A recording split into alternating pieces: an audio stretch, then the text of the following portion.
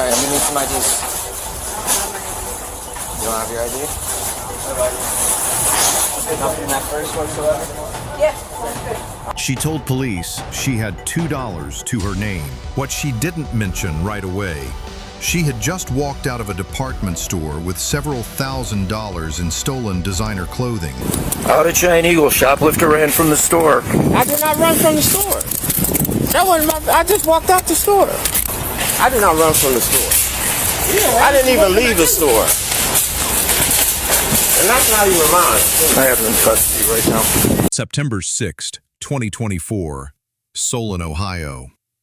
Two separate shoplifting stops recorded minutes apart. During the first stop, an officer tells a suspect she must hand over identification. Under Ohio law, that statement overstates what she is actually required to do. Come on. Come here. Over here. You tell us what happened. Where's your name? Yeah, you can go. How old are you guys? How old are you guys? We got. Alright, we need some IDs. You don't have your ID? Nothing in that purse whatsoever? Yeah, that's good. Alright. He's not lying. If you don't give us your name, you will be arrested and back in For what process. though? Shoplifting. What?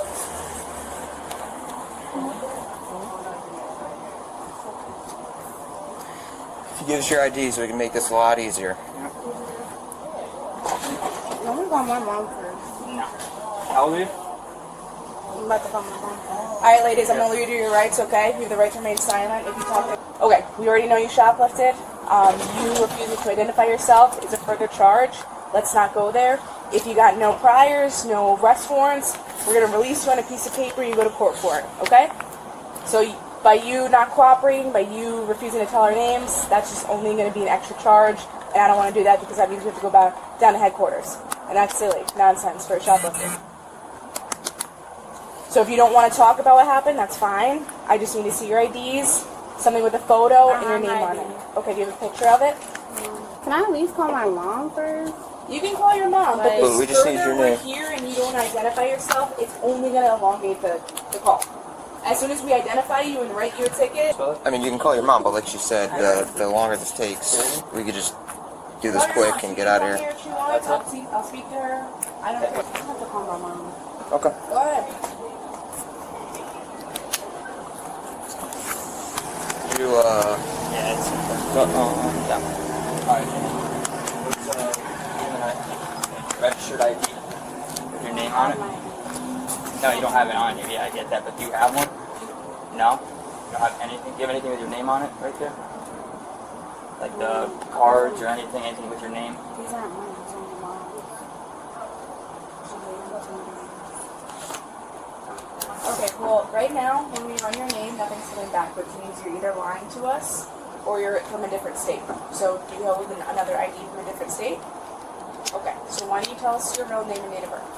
Because you're going to get a charge with interfering, and you're going to come down to the police station. You really want to do that? You're not going to get charged with what you just said? Okay, so then tell me your real name. We can do this all day, and if you don't comply with me, I'm going to take you down to the station no matter what. That's silly. Okay. So what is it? what is it?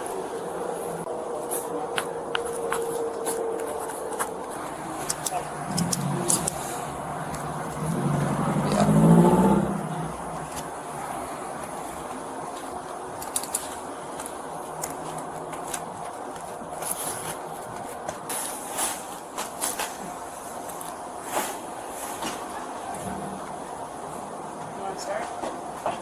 There. So, yeah. Okay. Ohio Revised Code Section 21.29 covers this exact question. It requires only a name, an address, and a date of birth. Nothing more. Refusing beyond that is a misdemeanor of the 4th degree, not an arrestable felony. The statute explicitly states it does not authorize arrest for withholding anything further. On camera, the officer says, quote, All right, I'm gonna need some IDs. That phrasing blurs the line between a physical card and a spoken name. Alright, put your hands behind your back. I'm gonna have you take this purse off first. So I'm going to jail. Alright, we both going?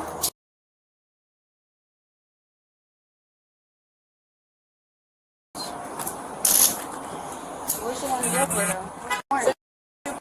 Which means she had a court date and she didn't make it. Which means you failed to appear somewhere. Ohio courts have applied this narrowly, including in State v. Mitchum, 2014 Ohio, 2366. There, the court upheld the charge only because reasonable suspicion of a separate offense already existed. Simply lacking a physical ID card was never the legal standard being enforced. You understand what that means? Yeah. Alright. So I'm just going to search you real quick to make sure you don't have anything that you can harm or hurt you.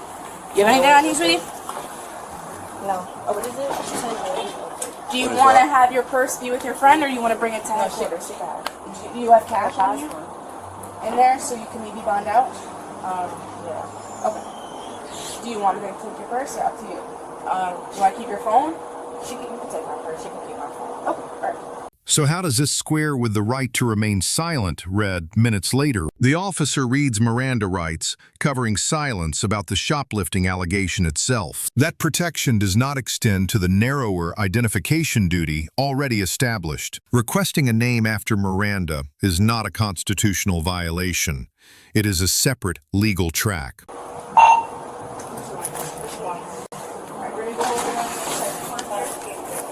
Now you want me to call somebody? Yeah. She wants the purse, right? Yeah, who she wants her purse? Yeah, I'll take it. Keep your phone. Yeah. Yeah. Yeah, that's fine. Well, I don't know if that's a good idea. In the second stop, the subject repeats one line 5 separate times. I did not run from the store. That dispute matters legally because flight after taking merchandise can support an inference of intent. Courts have long treated flight as circumstantial evidence of intent, not automatic proof of guilt. Well, that's what I was going to say. Maybe she want to call you. Maybe she wants to bond out or something. Oh, and just one more thing. You can't come back to Stop and Shop Well, I here. think I figured that. Yeah, I just wanted to make sure you know. Why I gotta be the same? Out of Giant Eagle, shoplifter ran from the store. I did not run from the store. That wasn't my... I just walked out the store. Put your hands behind your back. Oh, man. That's crazy. You said I ran from the store. Hold on a minute. Back and in or out.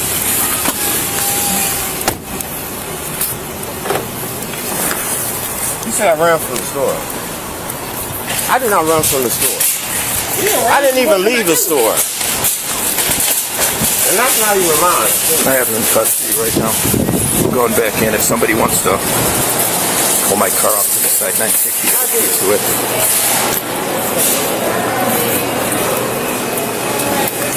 Just make sure you lock it up after you move it.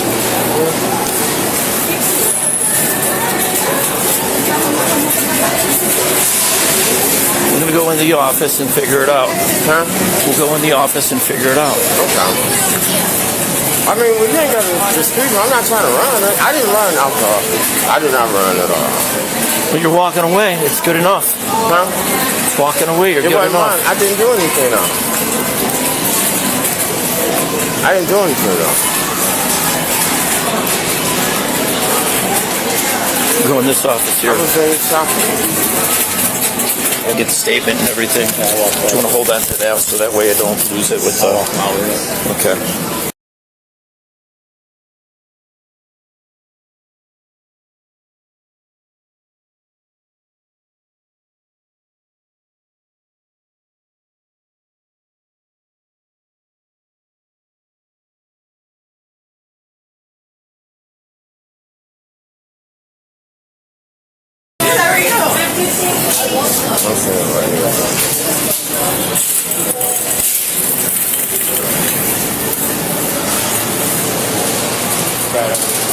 Oh, we're a little closer this way. They pulled my car up.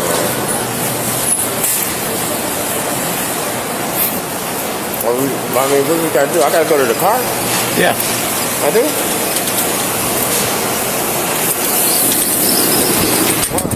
This is Solon. We don't write misdemeanor citations for anything. Technically, it's over $1,000 if it's a felony. Ohio Revised Code Section 2913.02 ties the theft charge to dollar value. Between $1,000 and $7,500, theft becomes a felony of the 5th degree. An officer states directly on camera that this department, quote, doesn't write misdemeanor citations for anything over that line. That valuation did not come from the arrest. It came from the store's own loss prevention paperwork. The third party, the retailer, effectively decided the severity of this charge before an officer ever arrived. Let's see how you get a felony and then you get Wow. Grading the first officer a B.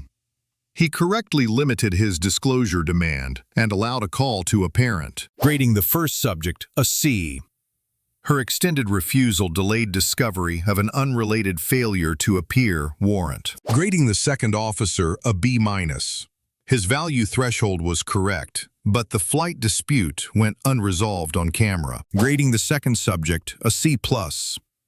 He never physically resisted, but arguing the facts in real time helped him little. The retailer's loss prevention valuation earns a low transparency grade.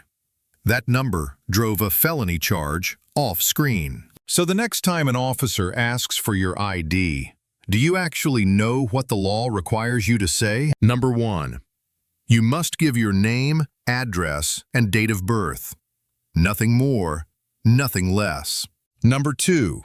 Miranda protects your silence about the crime, not your duty to identify yourself. Number 3. In theft cases, the dollar value set before an arrest often decides the charge more than the arrest itself. Let us know if there is an interaction or legal topic you would like us to discuss in the comments below. Thank you for watching, and don't forget to subscribe to our channel for more content on police court interactions.